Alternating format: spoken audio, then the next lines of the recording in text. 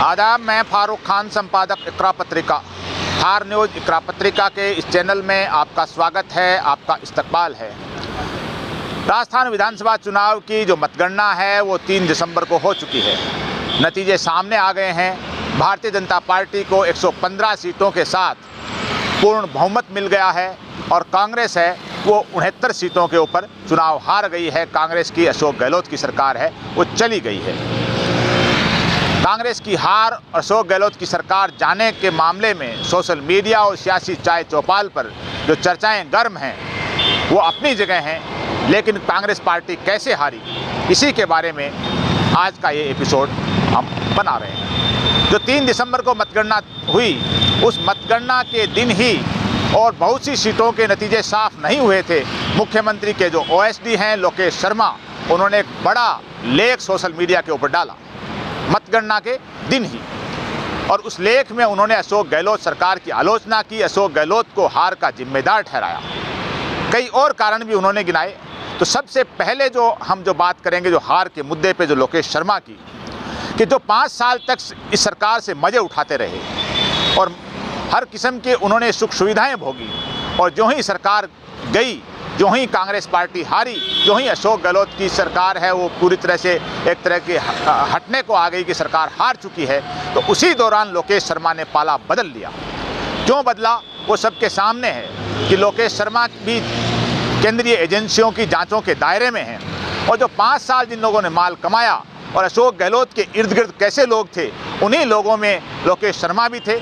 काफ़ी ऐसे लोग हैं जो अशोक गहलोत के इर्द गिर्द थे, जिनको कांग्रेस पार्टी से, जिनको कांग्रेस के संगठन से, जिनको कांग्रेस की विचारधारा से कोई लेना देना नहीं था। वो सिर्फ अशोक गहलोत की चापलूसी करते थे, अशोक गहलोत की चापलूसी से माल कमाते थे और माल के जरिए सत्ता को मैनेज करते थे। ये सारा खेल बहुत से लोग कर रहे थे, उनमें लोकेश शर्मा भी एक थे, जो चुनाव मतगणना के दिन ही पूरी तरह से पाला उन्होंने बदल दिया, अशोक गहलोत के खिलाफ हो गए। बहरहाल जो पार्टी कैसे हारी, सबसे पहले तो ये है कि ये चुनाव है राजस्थान का, कांग्रेस पार्टी नहीं हारी है, न कांग्रेस की विचारधारा हारी है। ये चुनाव सिर्फ और सिर्फ कोई हारा है तो मुख्यमंत्री अशोक गहलोत हैं, वो चुनाव हारे हैं। उसकी वजह यह है कि अशोक गहलोत को पूरी तरह से कांग्रेस आलाकमान ने फ्री हैंड दिया था। टिकटों के वितरण के मामले में, चुनाव को मैनेज करने के मामले में, सरकार चलाने के मामले में। सबको मालूम है कि गहलोत और पायलट का जो गुटबंदी और झगड़ा सारा हुआ, उसके बाद में पिछले साल 2 साल से पूरी तरह से सरकार है वो अशोक गहलोत चला रहे थे। और जब टिकटों के बंटवारे की बातें आई तो स्क्रीनिंग कमेटी की मीटिंग हो चाहे CEC की मीटिंग हो, हमने दिल्ली में भी कवरेज किया AICC का, हमने PCC का भी कवरेज किया, हमने धरातल पे सीटों का भी करीब 62 सीटों का हमने कवरेज किया है।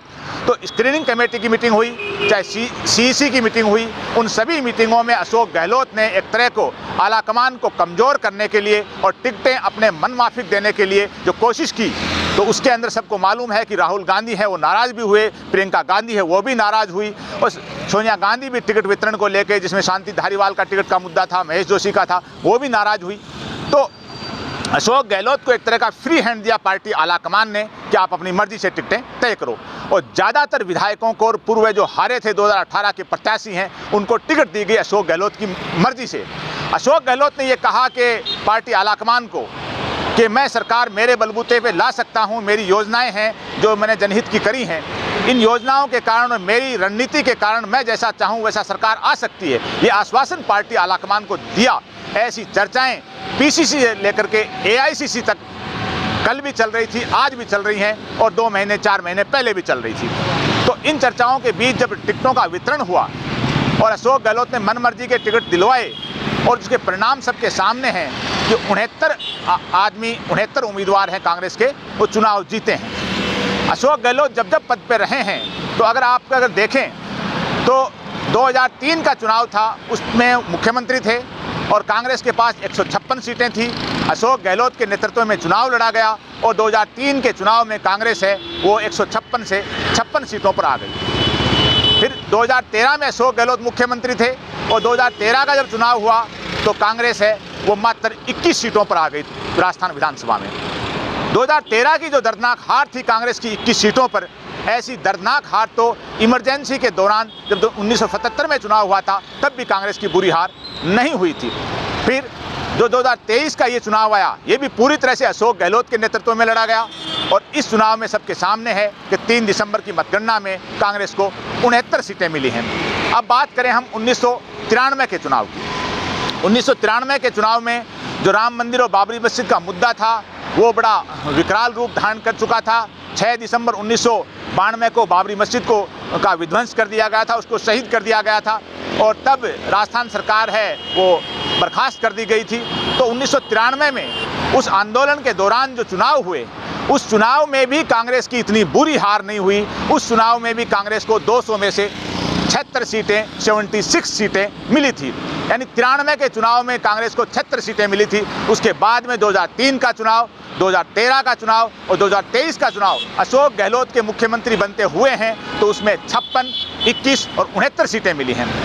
ये एक दर्दनाक जो हार जो कांग्रेस पार्टी की जो हुई है, इसके लिए पूरी तरह से जो सियासी चाय चौपालों पे चर्चाएं हैं, जो लोग राजनीति को जानते हैं, वो ये कहते हैं साफ साफ कि ये जीत है, ये हार है। ये हार पूरी तरह से अशोक गहलोत की है। अशोक गहलोत ने जो पार्टी को अपनी मनमर्जी से चलाया, अपनी मनमर्जी से जो जिस हिसाब से चुनावी बिसात बिछाई, ऐसे मतलब चेलों से, अपने चापलूसों से वो घिरे रहे और उसका परिणाम है वो 3 दिसंबर को मिल गया।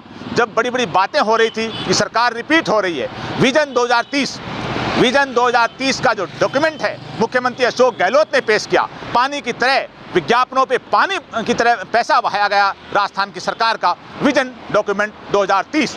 यानी 2023 में अशोक गहलोत फिर चौथी बार मुख्यमंत्री बन रहे हैं, 2028 तक वो मुख्यमंत्री रहेंगे और राजस्थान के विकास का विजन डॉक्यूमेंट 2030 उन्होंने पेश किया, उसको पूरी तरह से उसकी पब्लिसिटी की, बड़ी बड़ी योजनाएं घोषित की। और जो योजनाएं हैं उसके अंदर मैं आपको एक योजना बताऊं तो 7 गारंटी की योजनाएं हैं। जाहिर सी बात है उसमें योजनाएं बहुत सी अच्छी भी हैं, जो मेडिकल से संबंधित हैं, जो एजुकेशन से संबंधित हैं, अंग्रेजी स्कूलों की हैं, अच्छी योजनाएं हैं। लेकिन उसमें एक योजना जो 7 गारंटी में है कि सरकार है वह 2 रुपये किलो गोबर खरीदेगी। आप सोचिए, ये योजना, गोबर कौन पैदा करता है? गोबर किसान के यहाँ पैदा होता है, किसान अपने गोबर को अपने खेत में यूज करता है, तो गोबर कौन बेचेगा, कौन खरीदेगा? लेकिन अशोक गहलोत ने जो गारंटी योजना थी उसमें 2 रुपये किलो गोबर खरीदने की योजना भी जो सबको मालूम है। यानी ऐसी जो गैर ज़रूरी चीज़ें थी जो अशोक गहलोत सरकार में हुई। इसके अलावा जो एक और जो बड़ी बात है कि अशोक गहलोत ने जो राजस्थान के जो ज़िले हैं वो 50 ज़िले बनाए। 50 ज़िले बनाने के बाद यानी जयपुर का भी विभाजन करके 2 ज़िले बना दिए, जोधपुर का भी विभाजन शहर का करके 2 ज़िले बना दिए। फिर जो विरोध हुआ तो शहर जोधपुर को भी एक ही रखा और जयपुर शहर को भी एक रखा। और फिर चलते चुनाव से, आचार संहिता से पहले अशोक गहलोत ने यह घोषणा कर दी कि 2 ज़िले और बनाए जाएंगे, 50 के 52, एक मालपुरा को और एक कुचामन को। अब आप देखिए 52 ज़िले बनाए गए और इतने ज़िले बनने के बाद राजस्थान में नहीं, देश के अंदर पहली बार इतने ज़िले बने हैं, तो क्या उन ज़िलों का प्रभाव नहीं पड़ना चाहिए था? पड़ना चाहिए था। लेकिन बहुत सी सीटें जो नए ज़िले बने हैं वहाँ कांग्रेस पार्टी हार गई। यानी उस कस्बे को, छोटे से कस्बे को, केकड़ी है, छोटा सा कस्बा है, ऐसे को ज़िला बनाने के बाद में भी कांग्रेस है वो चुनाव नहीं जीत पाई। अगर यही ज़िले अगर बनाने थे, असल चीज़ क्या है कि अशोक गहलोत जो, चाहे वो 3 का चुनाव हो, चाहे 13 का चुनाव हो, चाहे 23 का चुनाव हो, वो क्यों हार रहे हैं? कि वो शुरुआत में कोई काम नहीं करते हैं सिवाय एक सियासी लफाजी, जवानी जमा खर्च और बजट की घोषणाएं होती हैं, उनका क्रियान्वयन नहीं होता है। अशोक गहलोत ने 2003 में भी अपने आखिरी बजट में घोषणाएं की जिनका ढंग से क्रियान्वयन नहीं हुआ। अशोक गहलोत ने 2013 में भी अपने आखिरी बजट में घोषणाएं की जिनका ढंग से क्रियान्वयन नहीं हुआ। और अशोक गहलोत ने 2023 में भी अपने आखिरी बजट में घोषणाएं की जिनका ढंग से क्रियान्वयन नहीं हुआ। अगर अशोक गहलोत को यही योजनाएं अगर 2022 के बजट में, 2021 के बजट के अंदर ये काम करते, यानी 2021 के अंदर ये ज़िले बना देते, तो ज़िलों का 2 साल में ढंग से क्रियान्वयन हो जाता। अगर यही योजनाएं 2021-22 में जो और योजनाएं हैं वो लागू करते तो उन योजनाओं का ढंग से क्रियान्वयन हो जाता। लेकिन अशोक गहलोत वो कभी भी हैं, वो शुरुआत के अंदर ऐसी कोई योजना नहीं बनाते हैं और आखिरी बजट में योजनाओं की घोषणा करते हैं जिनका परिणाम है वो 3 दिसंबर को सबके सामने है। हमने जो रिपोर्टिंग करी AICC से, PCC से, और हम राजस्थान की 62 जो विधानसभाओं में गए, धरातल की सच्चाई है वो पुकार रही थी कि कांग्रेस की सरकार जा रही है, कांग्रेस हार रही है, बहुत बुरी हार रही है। और जो लोगों की नाराज़गी थी वो कांग्रेस पार्टी से नहीं थी, कांग्रेस की विचारधारा से नहीं थी, कांग्रेस आलाकमान से नहीं थी। लोगों की नाराज़गी है वो पूरी तरह से अशोक गहलोत से थी, अधिकारियों से थी। और अशोक गहलोत के जितने भी अमचे चमचे इधर उधर जो उन्होंने बना रखी थी चौकड़ी, उनसे नाराज़ थे लोग, विधायकों से नाराज़ थे। विधायकों ने स्थानीय स्तर पे जो भी हर विधानसभा में जो 8-10 अधिकारी होते हैं पुलिस के और प्रशासन के, वो अधिकारी विधायकों ने अपनी मनमर्जी के लगा रखे थे। हर विधानसभा में लूट खसोट जारी थी, ज़बरदस्त जुल्म ज्यादती थी, नाइंसाफ़ी थी। थाने तहसील के लेवल पे हर चीज़ मतलब जो थी उसका पैसे के बगैर कोई काम नहीं होना, ये हर विधानसभा में हमने देखा था।